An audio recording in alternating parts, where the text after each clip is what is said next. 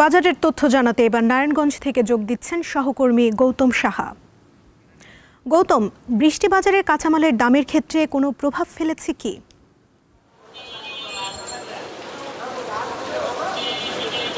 বৃষ্টির ঠান্ডায় বাজারে নিত্য প্রয়োজনীয় দরে বেড়েছে গরম। সরবরাহ কম থাকায় সবজির যে দাম রয়েছে সেগুলো কিন্তু দাম ঊর্ধ্বমুখী।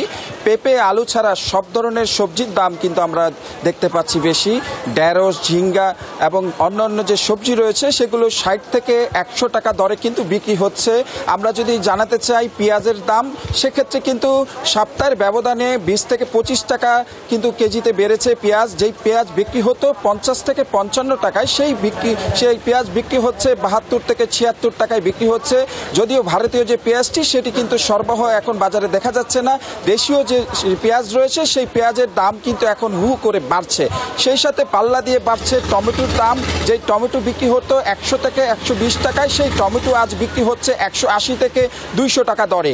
যেই ক্ষেত্রে আমরা কথা বলেছিলাম এখানে ক্রেতাদের সাথে, তাদের আয়ের সাথে ব্যয়ের যে সামঞ্জস্য নেই, তাদের ব্যয় কিন্তু বেশি হচ্ছে। বেশি দামে কিন্তু চড়া দামে তারা কিন্তু এই সবজি সহ নিত্য প্রয়োজনীয় দর কিন্তু তারা কিন্তু বেশি দামে কিনছেন, যার অজুহাতে বিক্রেতারা যে বিষয়টি জানাচ্ছেন, বৃষ্টির কারণে সরবরাহ কম থাকা এবং পরিবহনের যে সমস্যা এবং উৎপাদনের সমস্যা, সেই কারণে কিন্তু পণ্যগুলোর কিন্তু দাম বেশি হয়েছে।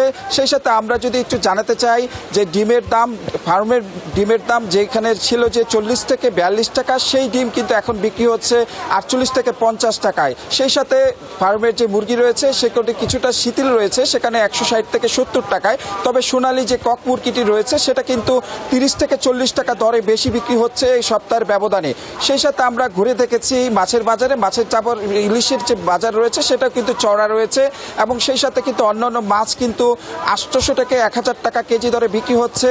দিন যাচ্ছে বাজারের পণ্যর যে নিত্য প্রয়োজনীয় বাজার দর রয়েছে সেটা কিন্তু বেড়ে যাচ্ছে। সেই বিষয়ে ক্রেতারা দাবি জানিয়েছে, এই প্রয়োজনীয় পদক্ষেপ গ্রহণ করে বাজার দর লাগাম টানার জন্য কিন্তু তারা দাবি জানিয়েছে। এই ছিল আসলে আমার কাছে আজকের বাজার দর। গৌতম, আপনাকে ধন্যবাদ।